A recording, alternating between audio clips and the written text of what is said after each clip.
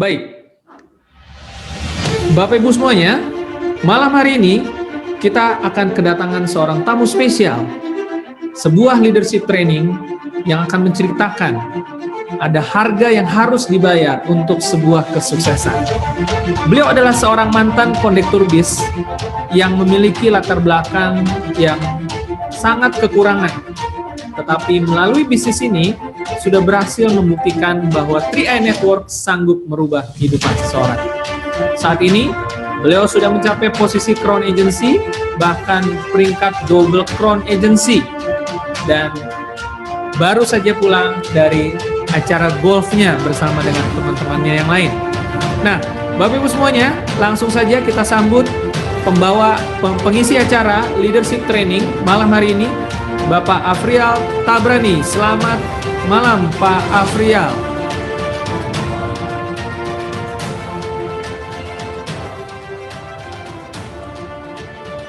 Selamat malam Pak Frans, apa kabar Pak Frans? Baik, Pak Afrial, bagaimana kabarnya Pak Afrial? Sehat, Pak? Alhamdulillah sehat, kabar luar biasa baik. Selamat malam buat para teman-teman mitra 3i Network dimanapun Anda berada. Sepertinya Pak Afrial lagi di jalan nih Pak ya, baru pulang dari main golf nih Pak. Iya, saya kebetulan baru pulang main golf sama mitra-mitra biasa, karena setiap hari Senin itu saya jatuh main golf sama mitra-mitra background saya. Nah, di depannya ada dua background saya nih. Gokron. Nah, itu suaranya tuh Gokron ya. Yang lain satu mobil lagi tadi. Kenapa kami biasa main golf hari Senin? Karena hari Senin main golf paling murah. Barusan main golf 200.000 7 jam. Kan murah bener. Makanya setiap hari Senin main golf. Jadi saya main golfnya ya kelas crown saja lah. Ngikutin bronze. Kalau ngikutin crown kan ntar bronze saya nggak sanggup bayarnya. Betul nggak? Iya. Dan ini mirip dengan cari kondisi yang murah-murah aja pokoknya, semuanya yang happy, senang, mitra-mitra terhibur.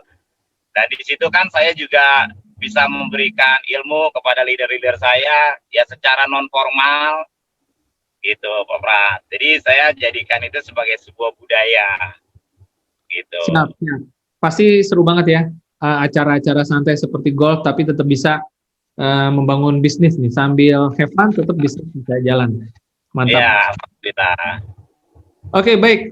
Pak Afrial, sepertinya malam ini ada tema yang menarik ya, mengenai success always come with a cost. Mau sukses harus berani bayar harga nih katanya. Silakan mungkin Pak Afrial, materi seperti apa yang mau diceritakan malam hari ini Pak? Oke, baik. Terima kasih Pak Frans. Kepada mitra-mitra 3i Network dimanapun Anda berada di seluruh dunia, apa kabar? Luar biasa, pasti keren. Assalamualaikum warahmatullahi wabarakatuh. Selamat malam, salam sejahtera untuk kita semua. Selamat bertemu kembali dengan saya dalam acara rutin setiap malam Selasa, yaitu Leadership Training yang dibawakan oleh Crown.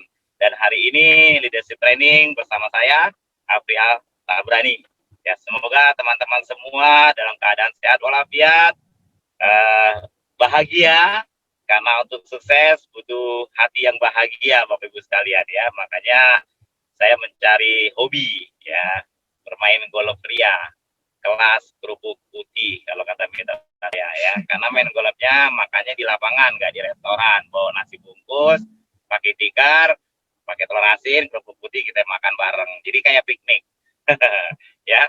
Nah, kebetulan malam hari ini saya membawakan materi dengan tema mau sukses harus berani bayar harga.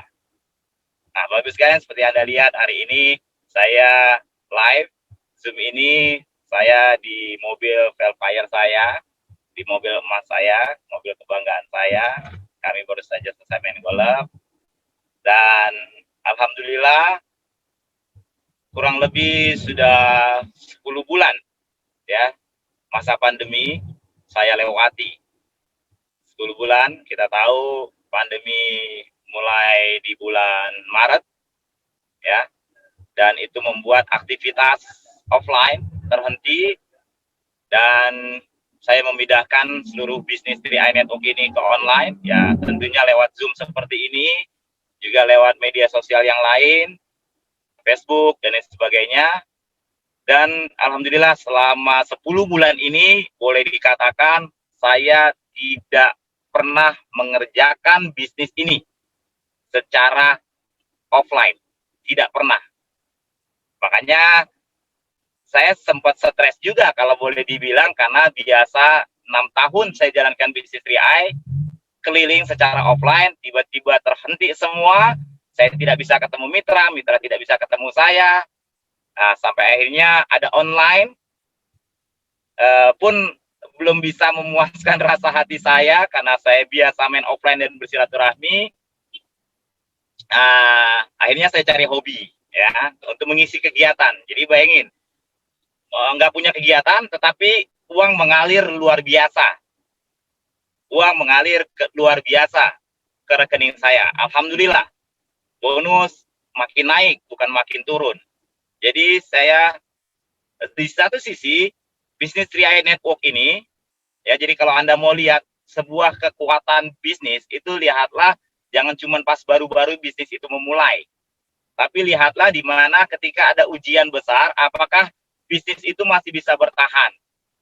Nah, itulah kalau Anda mau main network yang jangka panjang, ya 3i Network sudah terbukti. Perusahaan, produk, dan sistem sudah membuktikan bahwa ada seorang Afrial yang sudah 10 bulan tidak pernah bekerja, menjalankan bisnis ini secara offline, kerjaannya cuma main golf saja bersama mitra-mitranya, itu aja, dan alhamdulillah ketemu hobi baru, dan itulah yang dikerjakan. Makanya Anda boleh lihat wajah saya dulu, Anda sering lihat di YouTube, mungkin Anda lihat di Facebook, di acara-acara offline, wajah saya dulu putih, sekarang sudah balik lagi kayak kenek, hitam. Ya, karena panas-panasan main golf. Tapi kalau kata mitra saya sih hitamnya hitam manis. Nggak kayak zaman ngenek. Kalau zaman ngenek kan kena kerak solar hitamnya. Ya kalau ini kan kena angin-angin seger gitu ya. Jadi hitam-hitam kereta api. Biar hitam banyak yang menanti. Ya mitra-mitranya yang nanti kan gitu ya. Gitu. Nah, selama 10 bulan saya tidak kerjakan ini bisnis secara offline, tetapi income tetap mengalir, semuanya tetap berjalan seperti biasa, ekonomi buat saya berjalan bahkan lebih dari biasa, luar biasa. Ini adalah pembuktian,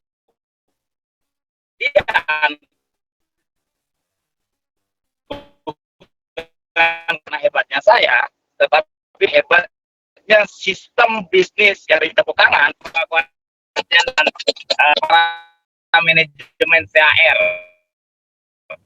Nah, artinya apa? Yang perlu Anda pelajari, ada dua hal yang perlu Anda lihat. Yang pertama, ada sebuah bukti. Kebetulan saya adalah salah satu orang buktinya. Ada sebuah bukti bahwa sistem ini kalau dikerjakan dengan kokoh, kalau dikerjakan dengan benar, kalau diperjuangkan dengan hebat, maka bisnis ini tidak akan terganggu oleh apapun. Bahkan badai sebesar pandemi. Gitu. Yang kedua, ya, makanya saya tadi katakan, yang pertama dari sisi perusahaan dan produk dan sistem yang ada di dalamnya. Yang kedua, dari orangnya. Kalau kita mengerjakan sebegitu kuat dan sebegitu hebatnya. Nah, ini yang saya mau bahas dengan teman-teman semua hari ini, Bapak Ibu sekalian. Ya, makanya saya kasih judul, mau sukses harus berani bayar harga. Jadi Bapak Ibu sekalian, yang Anda lihat hari ini adalah sebuah buah dari apa yang sudah saya tanam selama 6 tahun saya jalankan bisnis 3i. Itu Bapak Ibu sekalian. Saya ketika bergabung di bisnis 3i, saya hanyalah seorang duda miskin yang nggak punya uang, seorang mantan kenaik bus yang punya mimpi pengen punya istri lagi karena anak saya butuh ibu, punya mimpi pengen bahagian orang tua saya karena orang tua saya udah tua, punya mimpi mau bahagiain semua orang yang saya cintai, dan punya uang banyak. Saya tahu uang bukan sumber kebahagiaan, tetapi tanpa uang rasanya kita nggak akan bisa lihat wajah-wajah bahagia orangnya. Ketika saya melihat peluang bisnis ini, income juta per bulan, maka yang saya harus pahami, saya harus sadari di diri saya saat itu adalah 6 tahun lalu. Saya mau sukses. Dan saya harus bisa menerima harganya. Dan saya harus mau membayar harganya. Karena saya yang mau sukses. Bukan orang lain, bukan apain saya, bukan donain saya. Saya yang mau sukses. Saya harus berani bayar harganya. Bapak sekalian, perjuangan saya luar biasa. Tetapi ada beberapa hal, ada beberapa contoh yang saya mau sharingkan pada malam hari ini kepada Anda yang mungkin belum pernah Anda dengar sebelumnya. Ya. Salah satunya adalah saya bekerja begitu keras, Bapak Ibu sekalian. Salah satu harga yang harus saya bayar, karena waktu itu adalah saya jalankan secara offline. Artinya saya tiap hari keliling, ketemu mitra, prospek orang, presentasi, itu aktivitas saya. Begitu jaringan makin lama membesar, yang pertama harga yang harus saya bayar adalah, Bapak Ibu sekalian, saya orang Betawi, saya nggak pernah kemana-mana. Saya tahunya Jakarta. Tetapi ketika jaringan mulai membesar, mengharuskan saya ke satu tempat yang tidak pernah saya datangi, sebuah tempat asing, bahkan bandara aja waktu itu masih asing buat saya. Saya ingat betul pertama kali naik pesawat, saya makannya itu nasi uduk di bareng supir-supir jauh banget dari bandara, yaitu di parkiran mobil gitu di mana di Cengkareng itu. Nah, itu makan 10.000 bareng supir, terus bawa koper nenteng-nenteng, panas-panas jauh itu ke pintu masuk, ya, terbang ke satu kota. Dan saya punya penyakit saat itu, penyakit psikologis. Jadi kalau saya keluar Jakarta menuju sebuah tempat yang asing buat saya cemas, timbul rasa cemas. Ketika saya cemas, asam lambung saya naik. Ketika asam lambung saya naik, mah saya kumat, sakit kepala saya luar biasa. Terus saya melendung kembung. Dan saya tidak bisa menyembunyikan itu secara kalau kepada audiens saya bisa menyembunyikan. Jadi orang nggak bisa lihat saya sakit, nggak bisa. Tapi leader saya yang jemput saya, yang nganter saya, yang makan bareng saya, yang selesai acara antar saya ke bandara itu tahu. Salah satunya karena tadi disebut Pak Frans Bu Vina, yaitu salah satunya Bu Vina dari Makassar. Itu tahu banget. Jadi selama saya 5 jam bawain training, itu saya menderita sakit kepala yang luar biasa. Dia lihat itu. Makanya ketika selesai saya bawain training, karena waktu itu training saya namanya TNT, Total Network Training, itu durasinya 5 jam. Durasinya. Dan hanya saya waktu itu yang membawakannya sendiri. Karena baru saya yang bisa. Jadi ngomong itu sampai habis suara, dalam kondisi kepala sakit, tapi saya harus senyum sama orang, saya harus semangat, saya harus sembunyikan itu semua. Selesai training, saya masuk kamar, saya kadang nangis, nggak tahan, sakit kepala, saya sembunyikan sendiri. Besoknya acara BOP, acara testimoni, saya dalam tanda kutip, saya belagak seger lagi. Tapi kayak Bu Vina dia tahu, karena dia udah berapa kali ngundang saya, jadi setiap pulang acara, menuju ke bandara, dia diamkan saya. Saya tidur, dia nggak berani bangunin. Dia bilang, Pak Frial, kalau sudah selesai, habis sudah tenaganya, nggak usah diganggu. Biarkan saja, sampai bandara baru kita bangunin, nggak usah diajak bicara dulu. Pokoknya sampai bandara, ajak dia makan bakso yang hangat-hangat, ajak minum kopi Toraja, biar dia segar dulu, baru kita ngobrol sebentar. Vina, kangen saya. Masa-masa itu ya. Nah, itu Itu harga yang harus saya bayar yang pertama. Badan saya nggak nerima. Ya, jadi Anda bayangkan kurang lebih 4 tahun saya jalankan bisnis 3i dengan kondisi seperti itu. Per minggu. Karena setiap minggu saya keluar kota. Dan setiap 1 minggu saya keluar kota itu sakitnya luar biasa. Saya sembuh kalau saya sudah di rumah. Turun dari bandara, maaf, saya mulai bisa kentut. Jadi kadang saya tidak bisa kentut 2 hari. Perut saya membesar. Baru turun bandara, baru bisa. Dan saya ke dokter itu nggak bisa. Karena dokter bilang itu psikologis. Hanya Anda yang mampu mengalahkannya. Dan saya belum mampu saat itu mengalahkan itu. Ya, jadi bisa dibayangkan saya jalankan bisnis ini, saya menderita secara fisik. Setiap Sabtu Minggu, setiap saya keluar kota. Semakin lama saya keluar kota, semakin menderita fisik saya. Tapi saya tidak perlihatkan kepada orang lain. Saya tidak perlihatkan kepada siapapun. Ketika saya bicara, saya tidak pernah kelihatan sakit. Pokoknya bismillahirrahmanirrahim, saya berangkat dari rumah, saya niat ibadah, karena saya ingat satu ayat mengatakan ketika seorang kepala rumah tangga keluar dari rumahnya, mencari nafkah untuk keluarganya, maka dia dalam jihad fisabilillah. Itu yang saya pegang. Jihad fisabilillah. Ya Allah, saya keluar rumah, saya jihad fisabilillah. Kalau saya dikasih sakit, ya udah, saya terima.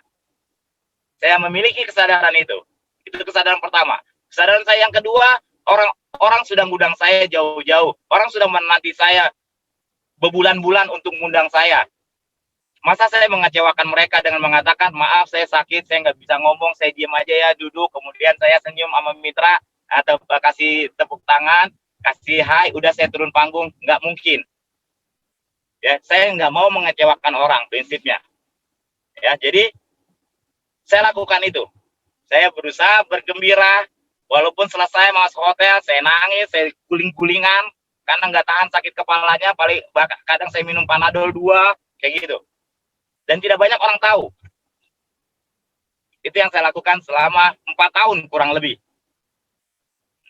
Itu satu, harga yang harus saya bayar. Jadi Bapak Ibu sekalian, suksesnya saya di belakangnya ya banyak juga penderitaannya. Hanya saya yang rasain dan saya tidak pernah mengeluh. Karena tadi, prinsipnya ketika saya keluar rumah, ya saya jihad fisabilillah. Ngapain saya ngeluh, ngurangin pahala saya. Kan gitu. Dan perlahan tapi pasti kehidupan membaik. Karena perjuangan itu. Yang kedua, tadi, saya mengalami sakit fisik. Dan itu harga yang harus saya bayar. Ketika jaringan saya membesar, harga yang saya bayar lagi, saya punya jadwal yang padat. Sangat padat. Sabtu Minggu selalu terbang. Hanya 1 kali dalam 1 bulan saya ada di rumah. Dan itu khusus buat keluarga. Bahkan saya sampai menikah, saya ada di rumah untuk keluarga. Jadi cuma ada 2, saya tidak mengerjakan bisnis ini. Yang pertama, 1 kali dalam 1 bulan, Sabtu Minggu, itu buat keluarga. Yang kedua, malam Jumat. Saya nggak pernah mau bisnis. Malam Jumat, ketemu hari Jumat, habis sholat Jumat, saya nggak pernah mau bisnis. Malam Sabtunya saya mau, gitu. Yang lainnya, semua berputar berulang-ulang. Berputar. Tidak ada hentinya, yang nggak ada hentinya. Seperti itu. Jadwal makin lama makin penuh. Dan ketika saya bikin jadwal, harga yang saya bayar, saya harus, apapun yang terjadi, saya tidak boleh mengingkari jadwal saya. Jadi tidak pernah seorang Afrial ketika bikin jadwal dengan mitra di luar kota, saya batalkan tiba-tiba. Tidak pernah. Bahkan saya pernah ke Bandung itu, saya lupa mitra dari jaringan Master Sarno kalau nggak salah. Nah itu saya gejala tipes. Waktu itu saya belum punya mobil, jadi saya cerita masih susah. Saya naik travel ke Bandung, angkot ya, travel. Itu udah panas dingin gejala tipes. Jadi saya telepon mitra, kebetulan dia punya apotek. Ya, saya yakin dia punya apoteker. Saya bilang, Pak, saya sakit, saya panas badannya, mulut saya pahit. Kayaknya gejala tipes. Oh iya bisa jadi. Nah tolong, Bapak kan apotek, boleh begitu saya nyampe Bandung, Bapak bisa nggak siapin saya resep, saya nggak perlu ke dokter, yang bisa saya minum, dan kemudian bikin saya tidur, bikin saya istirahat, bikin badan saya membaik. Mau keras nggak apa-apa, yang penting aman. Oke, siap Pak Prial.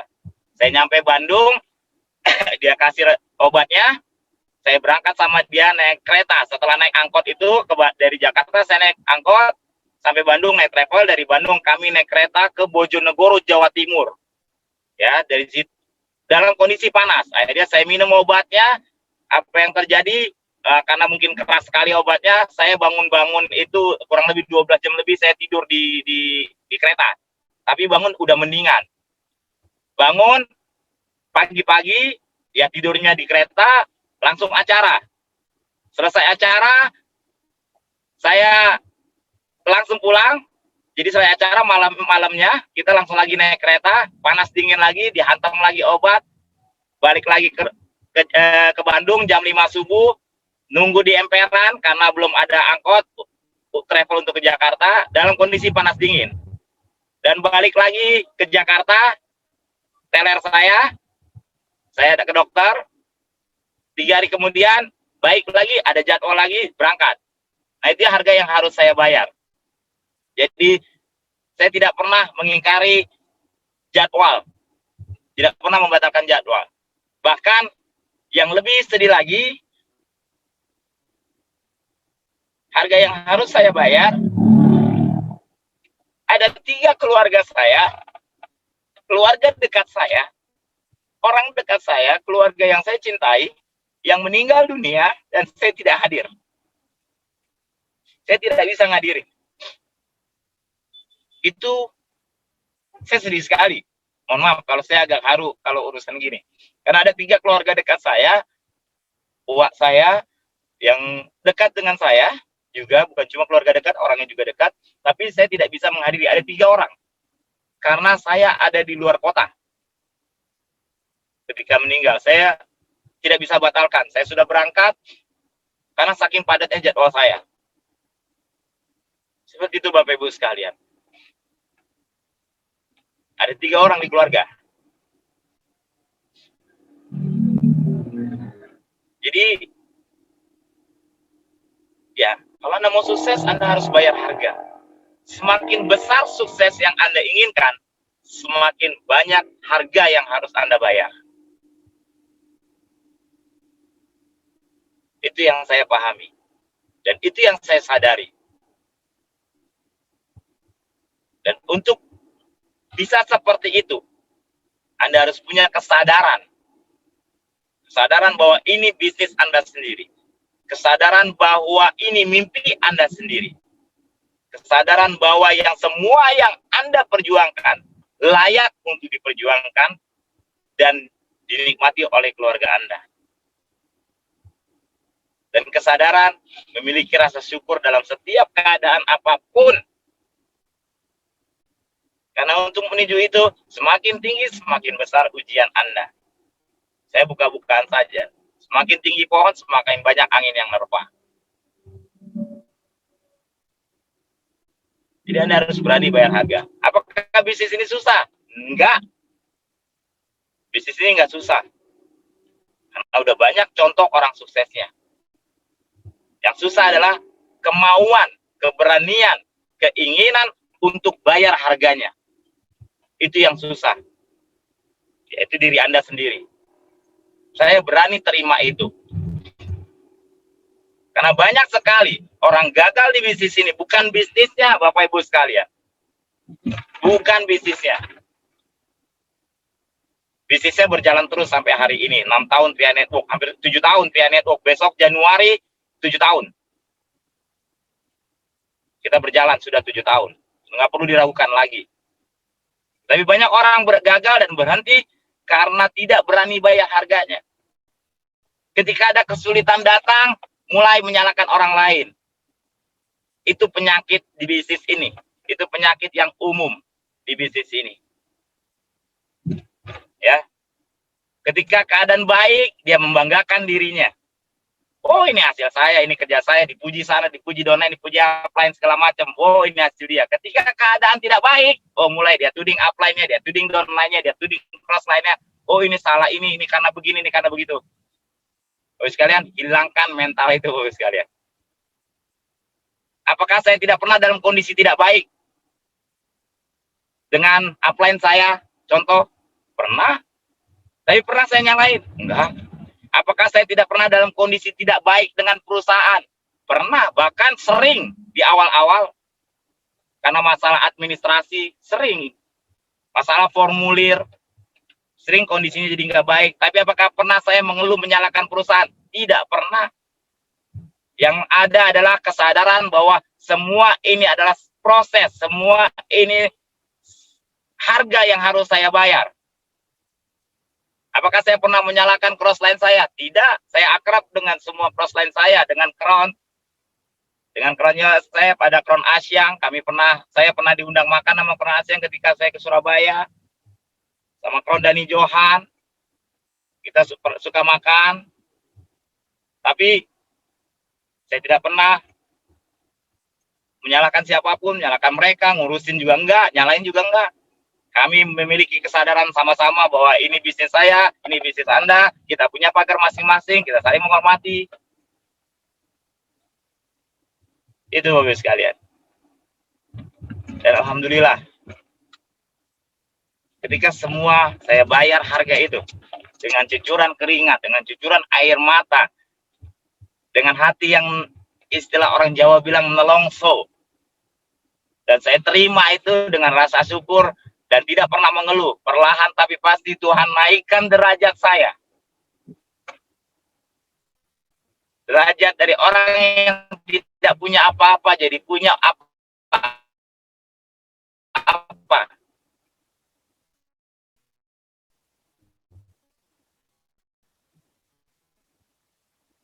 Tapi kan derajat saya.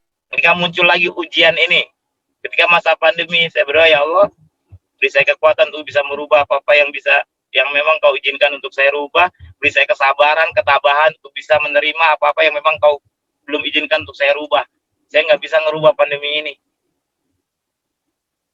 Terlalu kecil saya buat dunia. Karena seluruh dunia ngalamin, terlalu kecil diri saya untuk bisa rubah dunia.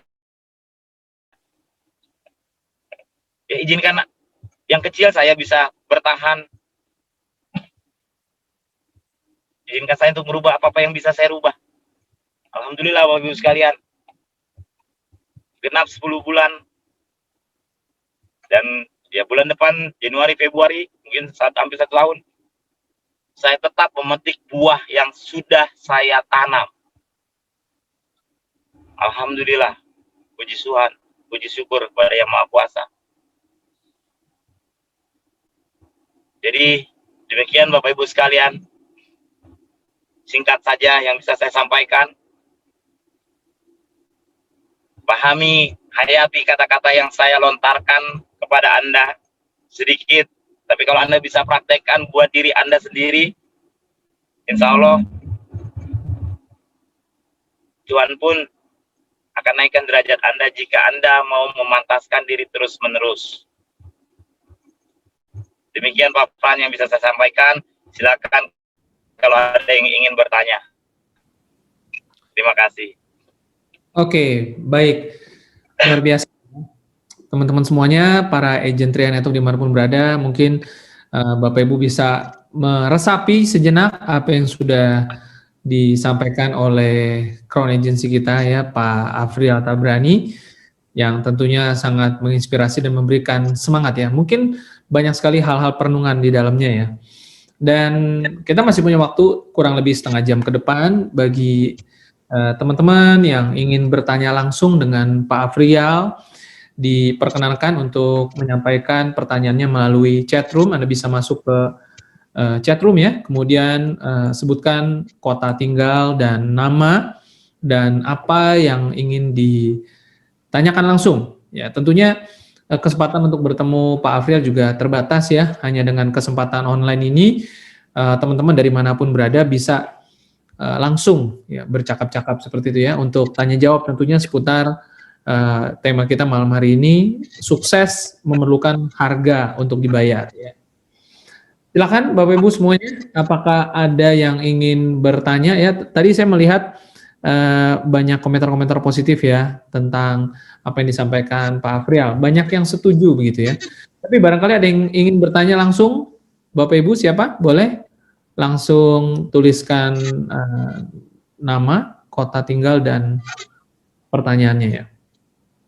Pak Afrial. Ya, Pak Pras. Tentu setiap orang punya latar belakang berbeda. Ada yang belum punya pengalaman bisnis sama sekali, ada yang baru memulai mungkin, atau mungkin masih muda, masih mahasiswa, atau seorang ibu rumah tangga biasa, atau mungkin yang biasanya hanya jadi karyawan saja begitu. Untuk membayar harga ini tentu diawali memiliki satu impian yang sangat kuat ya. Pak Afrial pasti punya motivasi dan impian juga di awal sehingga berani bayar harga sedemikian rupa. Tapi di lapangan banyak juga orang-orang yang kesulitan untuk melahirkan sebuah impian yang kuat sehingga sikap bayar harganya mungkin terbilang belum maksimal begitu.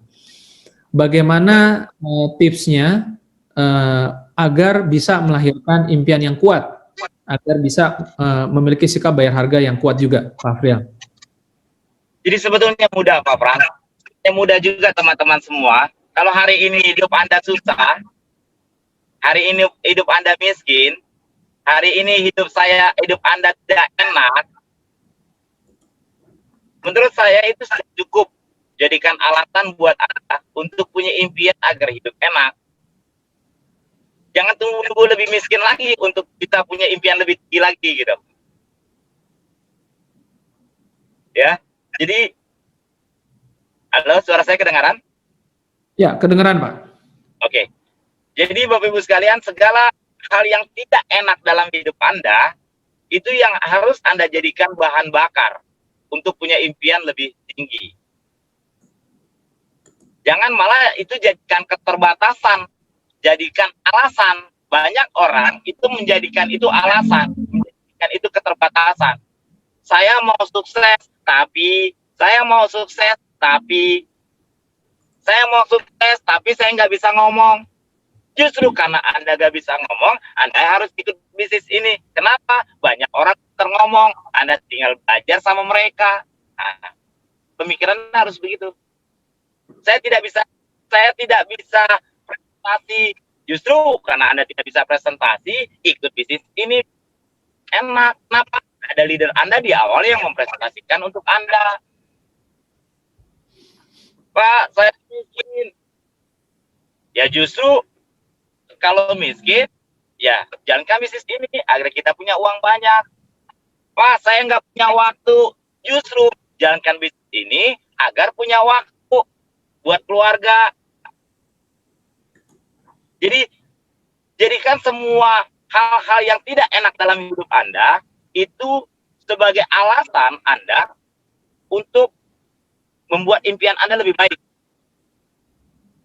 Jadi PR-nya, kalau Anda mau praktekkan, ya, saya kasih PR buat Anda, Bapak-Ibu sekalian, malam ini. Kalau Anda mau praktekkan seperti yang saya praktekkan, selesai acara ini, sebelum Anda tidur, Anda ambil pulpen, Anda ambil kertas, apa saja dalam hidup Anda sampai detik ini yang bikin Anda nggak enak.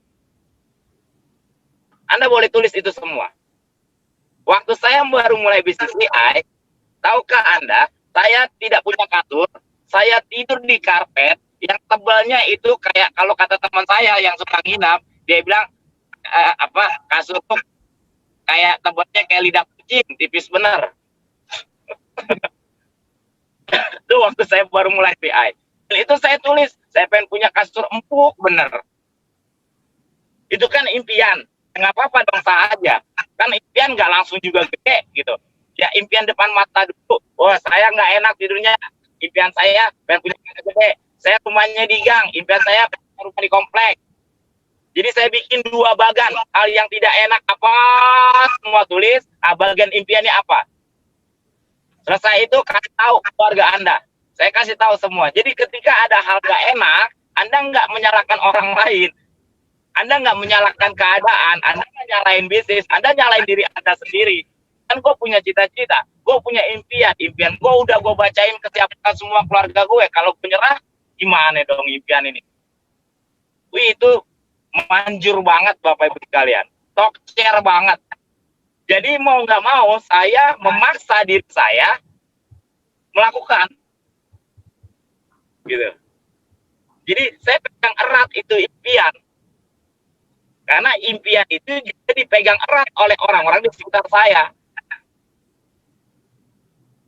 Banyak orang ngimpinya cuma ngimpi, kepengennya doang. Seperti itu. Dan itulah yang akan membuat Anda, tadi ada pertanyaan, itulah yang akan membuat Anda tidak akan jadi orang baperan. Gitu. Tidak akan jadi orang yang suka ngeluh. Makanya PR-nya, hal-hal yang tidak enak, apa saja terserah Anda. Yang gaji ke saya kecil, tulis saja. Saya nggak punya waktu, tulis saja semua.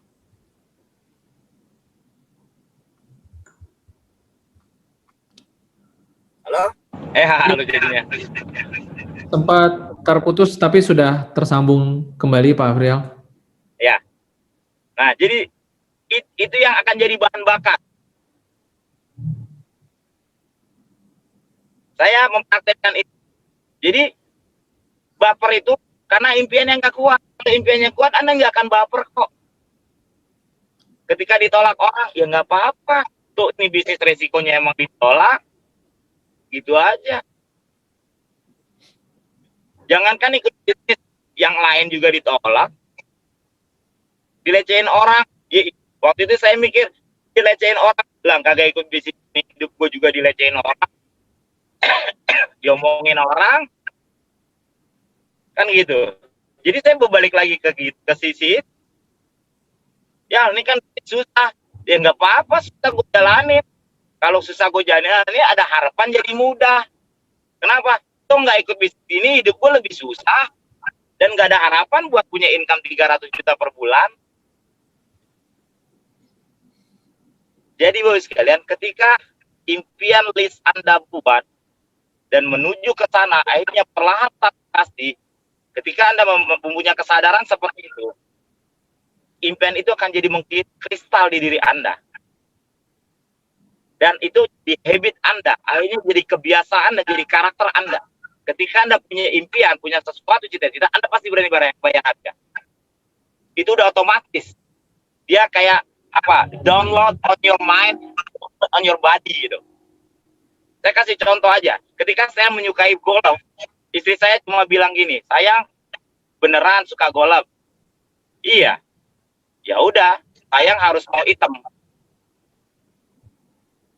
Saya bengong, sempat bengong, begitu. Kok harus hitam? Ya main golf mana ada di mall. Main golf ya di lapangan. Ya. Pasti panas-panas. Oh, saya langsung saya, oke, nggak apa-apa saya hitam. Saya berani bayar harga.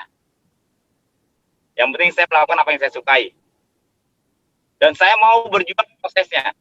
Berjam-jam saya main full, salah mulu. Saya lakukan. Saya nggak ngeluh. Saya nggak nyari siapa-siapa. Ya, siapa mau disalahin main golf, rumput kita salahin. Enggak. Saya bayar pelatih, ya saya bayar harga. Agar saya bisa ngajarin teman-teman saya, mitra-mitra saya. Kan kalau mitra yang belum nggak bisa bayar pelatih. Duitnya masih pada cekak. Nah, saya juga nggak mau bayarin dia pelatih. Nah, lu yang belajar, masa aku yang bayar. Akhirnya saya belajar sendiri. Habis itu saya ngajarin mitra. Mitra saya sekarang lebih pintar dari saya main golfnya. Kalah mulu saya. Gitu. Nah, artinya apa?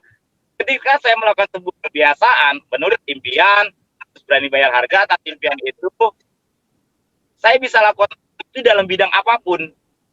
Karena itu akhirnya udah habit, udah jadi kebiasaan, jadi karakter. Dan alhamdulillah, ya main golf kalau kata teman saya baru berapa kali, gimana saya 7 kali. 7 kali. Baru 7 kali turun lapangan, udah skornya 100. Katanya udah kayak pro. Wah, lumayan kan gitu. Jadi ketika kita melakukan punya sebuah impian dan memiliki kesadaran bahwa apapun impian kita ada harga yang harus dibayar dan kita mau bayar harganya, pasti ada progres, pasti ada kemajuan. Dan tidak punya kemajuan itu yang setengah-setengah. Makanya nih, bentar lagi kan 2021, ya tahun baru, yuk bikin resolusi. Bukan bikin impian baru. Saya yakin Anda yang sudah join pasti punya impian dari dulu, udah ada impian buat misalkan Anda join tahun nih kalian TPI, Anda udah punya bikin buku-buku impian. Yang saya maksud adalah bikin resolusinya adalah, yuk, impian itu kita perjuangin, kita bayar harganya yuk. Karena yang susahnya tuh di situ. Nggak mau bayar harganya, gampang ngeluh, gampang keper. Niatin di hati, gua harus capai impian gua dan gua mau bayar harga. Percaya sama saya, kalau Anda mau bayar harganya, ada berjuang, tidak pernah ngeluh, pasti ada hasil, pasti Anda punya posisi baru. Itu Pak Frans. Oke, baik Pak Afrial. Dan sementara tadi Pak Afrial menjelaskan pertanyaannya, menjawab pertanyaan tadi, saya juga sambil membaca-baca komentar-komentar lainnya yang sepertinya jawabannya sama kembali ke impian dan sikap itu Pak Afrial. Meskipun variasi-variasi pertanyaannya ada yang bertanya soal baper menghadapi penolakan dan lain sebagainya, itu memang hampir mirip-mirip ya satu sama lain. Mungkin saya tidak akan bacakan satu persatu. Kembali ke impian dan sikap kita ya Pak Afrial ya, agar bisa menghadapi harga yang harus dibayar tadi ya. Nah, Pak Afrial begini, ketika bicara sukses itu butuh bayar harga, seringkali kesuksesan itu kita harus bayar dengan menghadapi kesalahan-kesalahan yang sengaja atau di jalan yang salah gitu ya, percobaan-percobaan yang ya mungkin kita sebelumnya nggak tahu begini begitu, kita salah dulu, tapi seringkali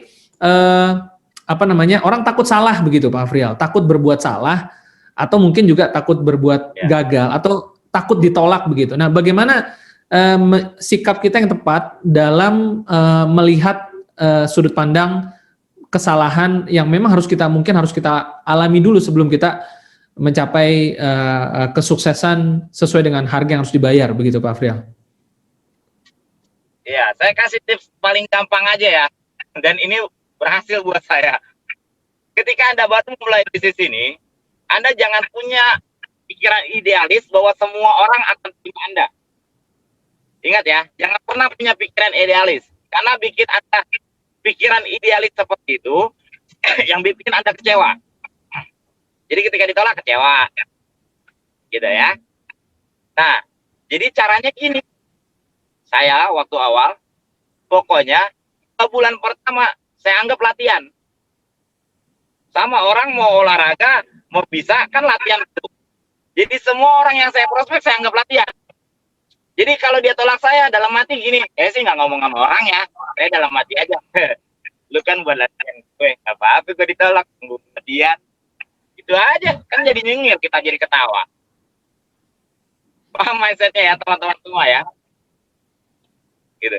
Jadi 1 bulan pertama, 2 bulan pertama, 3 bulan pertama, anggap Anda latihan aja.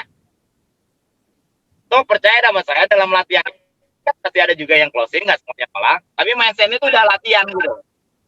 Jangan mindset orang baru tanding. Latihan belum, udah tanding, nggak bakalan menang. Gitu. Tapi ada juga sih yang latihan mulu, menangnya kagak. Tapi itu di kolam. Kayak ke depan ketawa langsung. Gitu. Ya jadi seperti itu Pak Frans ya. Mindset di diri Anda tuh gue latihan gitu. Jadi ketika Anda prospek orang, gue lagi latihan. Kalau ditolak, orang gue latihan doang.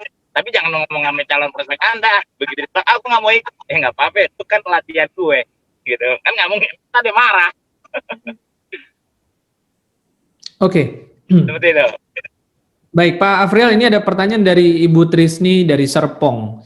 Saya sudah menjalankan bisnis 3i Networks mulai Agustus 2020.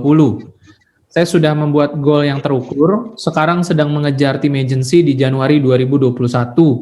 Tetapi bulan ini belum ada mitra yang gabung. Bagaimana caranya supaya saya yakin bisnis ini akan membawa saya mencapai goal saya?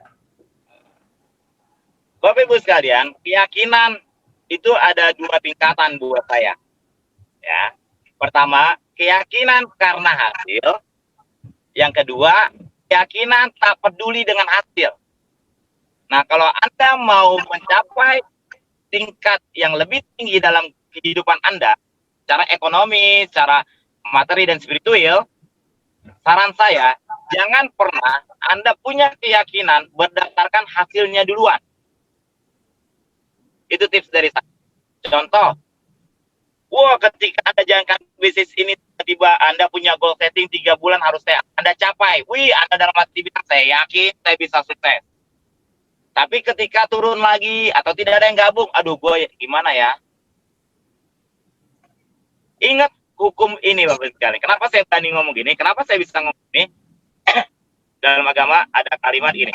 Aku ini menuruti prasangka hamba. Gitu. Jadi prasangkanya dulu yang didahulukan.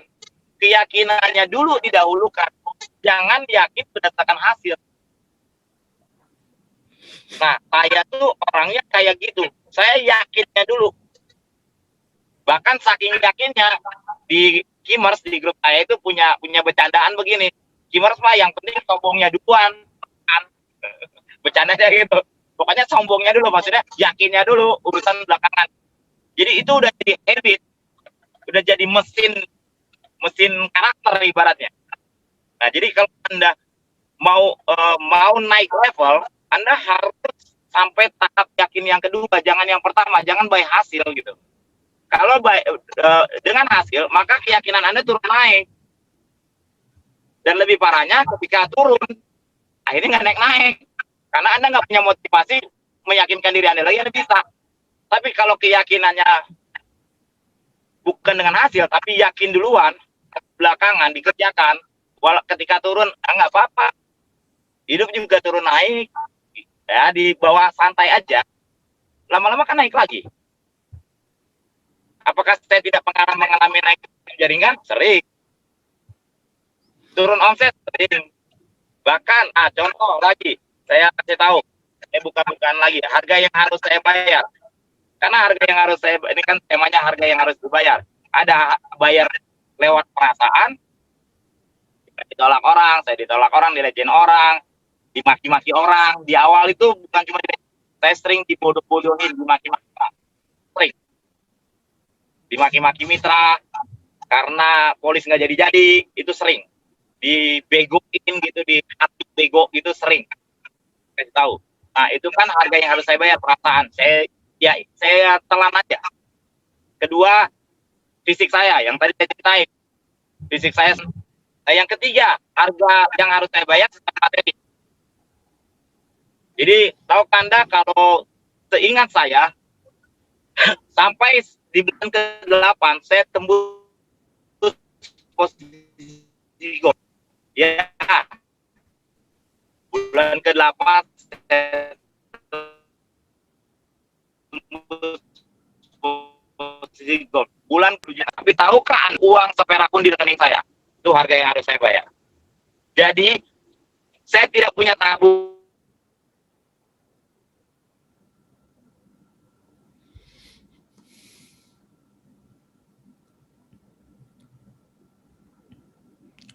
Oke, halo Pak Afrial.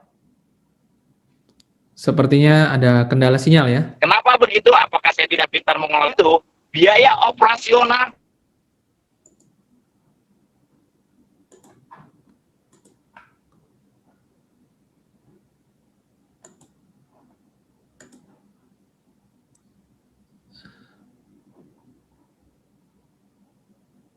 Oke. Sepertinya ada kendala teknis, teman-teman semuanya. Kita akan tunggu ya. Ada banyak sekali pesan yang masuk. Saya akan coba cek mana yang akan saya coba bawakan ya ke Pak Afrial. Nah, kita sudah terhubung kembali dengan Pak Afrial. Tadi sempat terputus 5 detik durasinya. Pak Afrial bisa dibuka kembali mikrofonnya.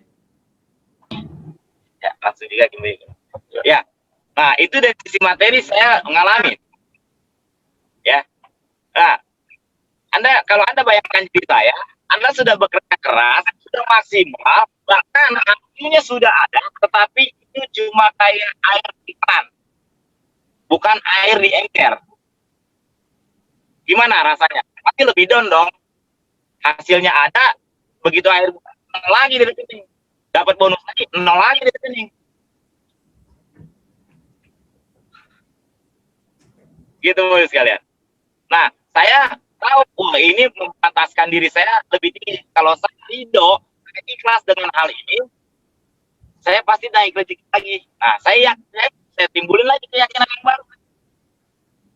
Alhamdulillah, kejadian itu cuma sampai bulan, karena bulan Januari 2015, 1 tahun setelah saya jalan triai, Allah kasih saya rezeki naik platinum 50 juta bulan, dan perusahaan ngasih reimburse utuh duit saya.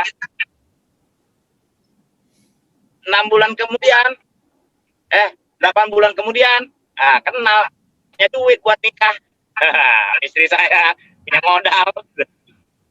Tapi kalau saya detik itu mengeluh, mungkin saya bisa juga berhenti di posisiku secara rezeki, nggak naik-naik posisi, berputar aja di situ. Gitu Bapak Ibu sekalian. Oke, silakan Pak Prat. Oke, baik. Pak Afrial, cukup banyak juga yang bertanya tentang cara closing cepat. Ini sebenarnya menurut Pak Afrial, apakah pertanyaan cara closing cepat ini memang ada jawabannya atau sebenarnya ada prosesnya sehingga tidak bisa serta-merta closing cepat, closing cepat, closing cepat. Seperti apa sebaiknya kita berpikirnya nih Pak Afrial? Kalau bicaranya cara closing cepat itu saya agak susah jawabnya ya. Dalam durasi menit sekian. Jadi Anda harus pahami adalah bahwa closing itu efek ya dari sebuah sebab. Makanya kalau Anda bertanya bagaimana cara closing tepat, sebetulnya menurut saya pertanyaannya nggak tepat. Kalau Anda yang bertanya gitu, cenderung Anda mau taunya hasil doang, tapi Anda belum tahu banyak proses. Jadi pertanyaan yang paling tepat adalah, Pak Fria, gimana sih caranya presentasi yang efektif? Nah, itu mesti yang Anda tanya. Gitu. Kenapa? Kan closing itu hanya efek. Betul. Gitu. Kalau Anda presentasinya efektif, benar, efeknya kan pasti bagus-bagus gitu. Nah, jadi saran saya adalah Anda luangkan waktu belajar pada leader Anda, kepada upline Anda dalam satu sesi. Kalau di saya ada trainingnya itu sesi itu. Ya, itu sesinya hanya itu bagaimana cara presentasi yang efektif. Jadi bukan bagaimana cara closing tepat. Kalau urusan closing cepat itu urusan Tuhan, bukan urusan kita. Yes. Urusan kita adalah melakukan yang terbaik. Itu. Ya. Jadi belajarnya cara presentasi yang efektif dulu. Oke, harus percayakan hasil kepada Tuhan setelah kita menguasai teknik presentasi yang efektif ya Pak ya. Betul. Oke. Ada pertanyaan lagi dari Pak Asep Yaya dari Bandung. Pak Afril, selamat malam. Saya dari Bandung, Majalaya. Saya join 2019 September. Baru grup A nih, omset 17 jutaan. Grup B dan C masih 2 jutaan. Mohon sarannya nih Pak. Ya, sorry maaf. Hampir mati baterainya, lupa saya. Ya, sarannya apa? Gimana tadi saya dengar tapi. Oke, saya ulangi ya Pak ya. Dari Pak Asep Yaya dari Bandung Majalaya, saya join 2019 September, baru grup A nih, omset 17 Omset jutaan. 17 juta ya. Cuma grup B dan C-nya masih 2 jutaan. Ya, omset Ya, grup B ya.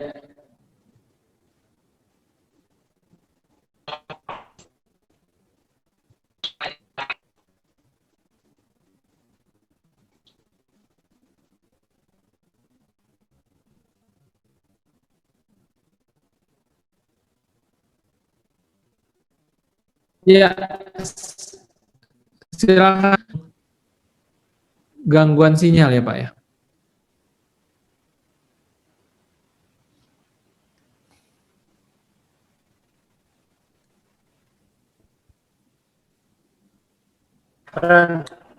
Oke. Suara Bapak kok putus-putus juga.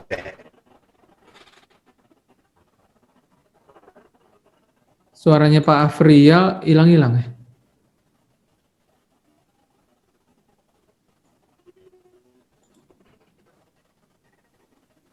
Sinyal saya penuh, send dan receive-nya. Oh iya, Galeri ya. view di saya masih lanjut. Oke. Tadi sempat hilang. Mohon maaf Pak Frans. Ya.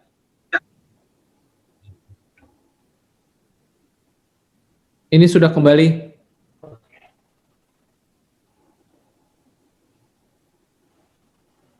Oke, Pak. Ya, mohon maaf tadi suaranya sempat hilang.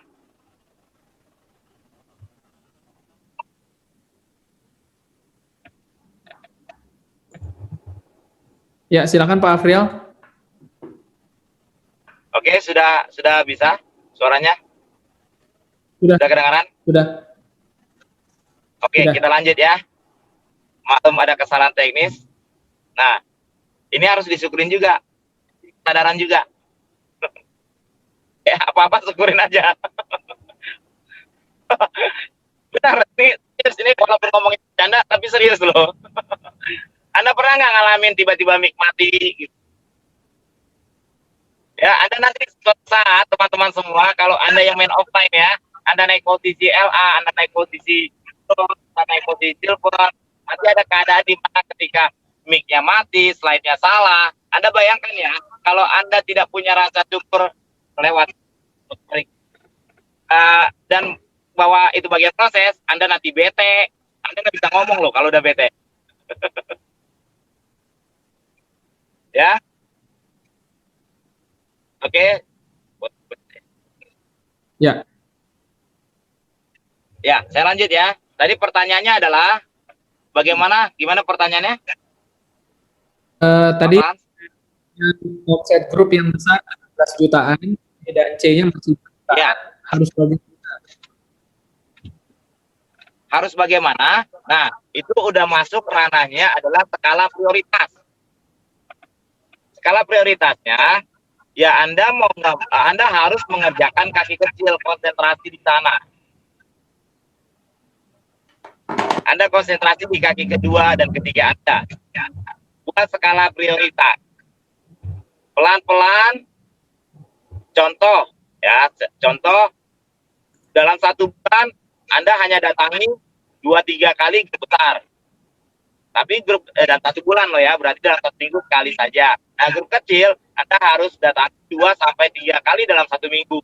Artinya 1 bulan bisa sampai 10 kali. Nah, itu pun ujian juga di situ. Ada ujian-ujiannya di situ. Kenapa? Karena banyak orang cenderung ketika kakinya besar di satu kaki, disitulah dia jadi leader. Disitulah dia nyaman. Ketika dia masuk ke kaki kecil, dia harus berjuang lagi sebagai orang baru. Di situ dia nggak nyaman. Edifikasi nggak ada. Nah, dia terlena. Nongkrongnya sama kaki gede mulu aja. Ngopi mulu bareng. Ada yang begitu tuh, depan saya. Akhirnya yang gede Pak, gede. Jadi Anda harus berani bayar harganya. Banyak orang tuh kadang-kadang juga nyaman. Di kaki gede kan dihormatin sebagai leader.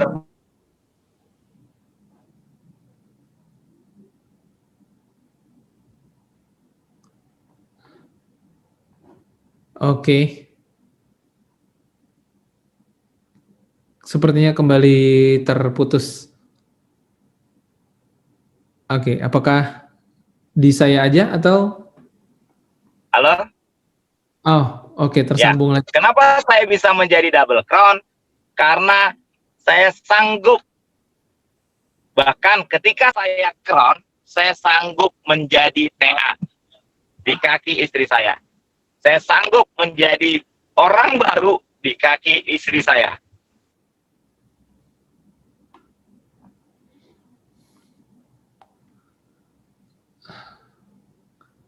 Oke. Terputus lagi sinyalnya sepertinya.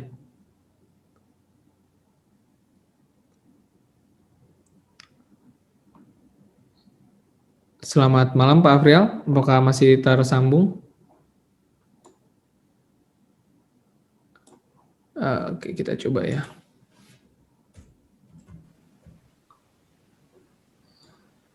Oh, oke, sinyalnya sempat terputus tadi Pak Afrial, mikrofonnya hilang, sekarang sudah muncul lagi. Mungkin boleh dibuka kembali mikrofonnya. Ya, siapa tuh ngomong? Bentar ya, saya turun dulu ya, karena ini live ya. Itunya Kim Bayu, bukan yang di situ dulu. Bentar ya. Punya pel payah kan? Buka pintunya. Aduh, yang punya kagak ngerti, yang punya kagak ngerti. Nah, saya udah di rumah. Ya, ini ada Mercy saya. Ini ada motor saya dikarungin. Mau ada mitra saya yang tadi main golf, masih aja main golf tuh. Bentar ya. Assalamualaikum.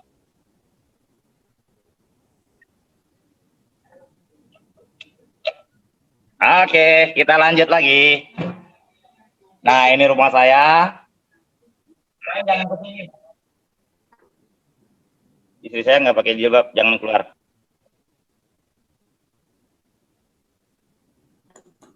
Oke, jadi Bapak Ibu sekalian, salah satu harga yang harus saya bayar adalah itulah contoh. Ketika saya punya impian, saya bayar harga, saya menghilangkan kerontayan. Jadi pertanyaan tadi, bagaimana membangun yang kaki kecilnya? Ya, Anda jangan merasa punya omset 17 juta. Itu pesan saya. Anda punya omset cuma 2 juta. Jadi Anda kepepet. Kalau Anda kepepet, Anda kan melakukan apapun. Gitu.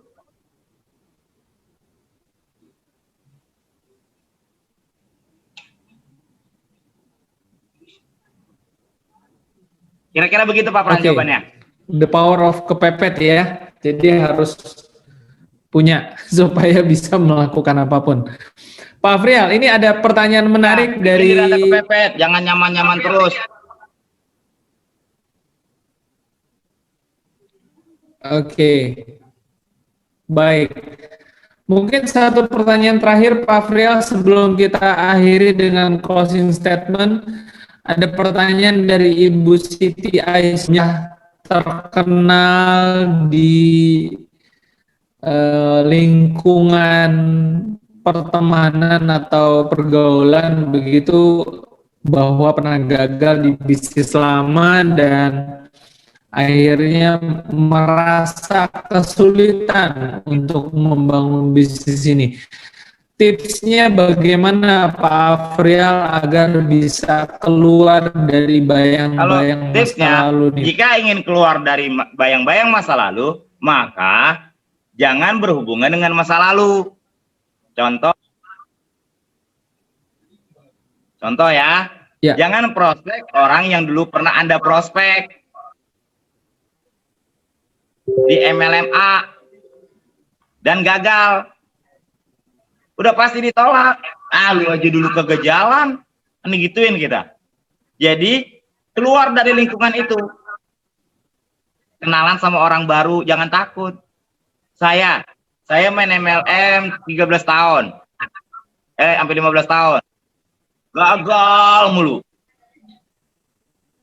Saya tahu, nih kalau saya prospek lagi kawan-kawan saya yang dulu saya prospek, habis saya dicela-cela doang. Ya akhirnya saya cari lingkungan baru, saya kenalan sama Master Sarno.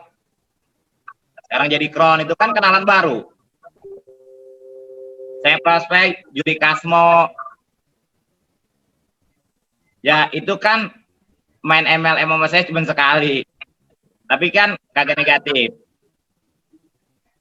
Jadi jangan gini loh. Orang yang sudah ngecap kita jelek itu nggak akan mau ikut bisnis kita. Oke? Jadi jangan buang waktu juga untuk ngajak mereka. Saya nggak mau ngajak mereka itu. Saya tahu kenapa. Mereka yang nyela-nyela, mereka yang negatif, mereka yang underestimate dengan kita, itu jangankan ketika kita baru merintis bisnis ya, mereka tolak. Kita udah sukses aja, mereka nggak akan suka juga gitu. Jadi kita sukses aja, mereka bakal tetap nolak juga. Ya orang dasar kalau udah nggak suka, kan udah terbentuk image. Nah, Anda harus buktikan, saya tidak seperti yang Anda sangkakan. Dan saya sukses, juga tidak butuh Anda. Itu yang saya gengsi, itu yang saya kejar. Jadi saya tidak pernah prospek downline saya yang dulu di MLM lama, enggak. Berapa banyak leader yang keluar dari 3i, nih contoh, berapa banyak leader yang keluar dari 3i, tiba-tiba melejit sebentaran, itu banyak. Kenapa? Karena kenapa mereka bisa naik di tempat baru, karena mereka ajak downline mereka yang di tempat lama. Tapi mereka lupa, downline mereka itu, mereka tidak memperbesar kapasitasnya. Akhirnya jaringan itu berhenti di bulan ketiga, keempat, dan kelima. Gitu. Jadi bukan bisnisnya yang hebat, karena momentum narik ini orang.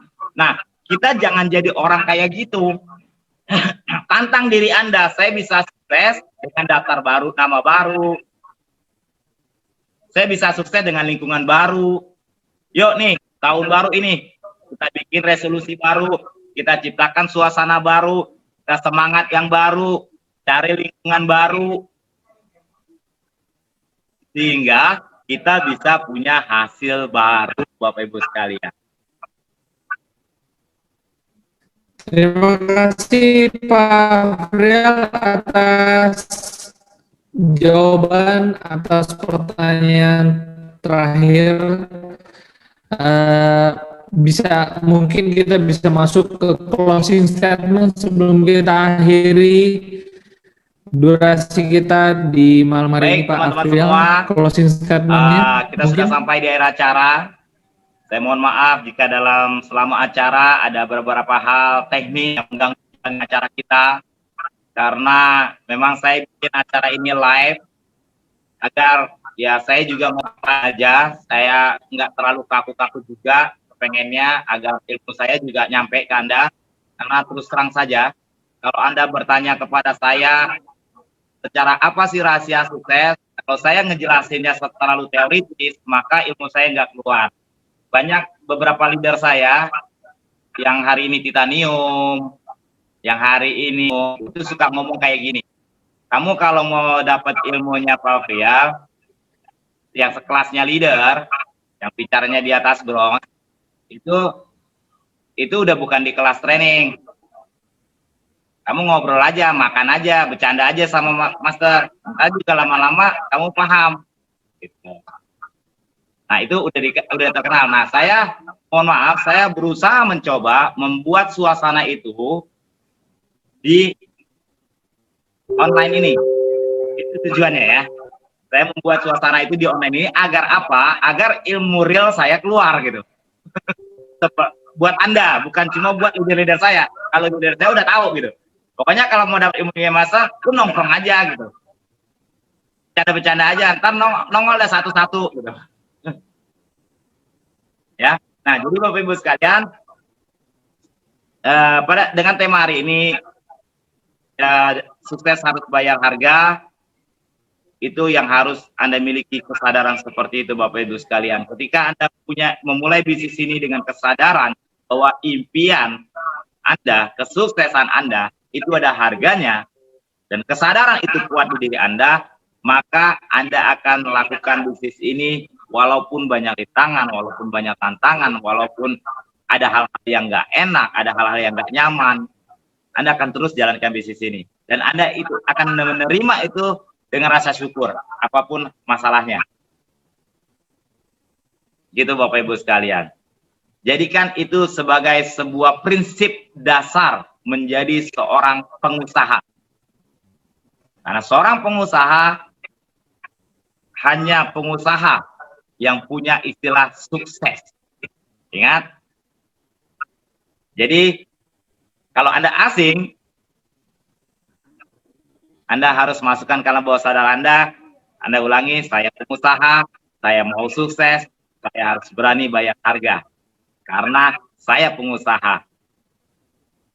Karena ini cita-cita saya, impian saya. Saya mau, saya bisa, saya crown. Masukkan, install ke dalam Anda dan dalam alam bawah sadar Anda. Insya Allah Bapak Ibu sekalian, Pelantap pasti akan tumbuh mental juara di diri Anda. Ingat, kesuksesan tidak diukur pada saat Anda memulai. Kesuksesan itu ada cirinya. Bapak Ibu sekalian, saya ingat sebuah kalimat teman saya. Saya bilang kepada Anda hari ini, waktu saya miskin banget, kira-kira 5 bulan kenal Tri-Eye, miskin bukan main, makan aja susah. Tapi ada seorang teman saya bilang gini, ya, gue yakin lu jadi orang kaya. Gue yakin banget lu jadi orang besar. Kenapa? Karena pikiran lu udah kaya, hati lu besar. Dan itu yang akan nanti bikin lu jadi orang besar. Bapak Ibu sekalian, saya bilang apa? Amin. Itu aja. Jadi ternyata banyak orang di sekitar saya yang sudah memperhatikan, bahkan di saat saya miskin, di saat saya susah, saya tidak terpengaruh dengan keadaan itu, saya tetap berpikir besar, saya tetap bermental besar. Karena pada hakikatnya, rezeki Anda adalah karena kepantasan Anda terhadap hal-hal, kejadian-kejadian diberikan oleh Yang Maha Kuasa kepada Anda. Itu. Terima kasih dari saya. Yapil Tabrani. Selamat malam. Assalamualaikum warahmatullahi wabarakatuh.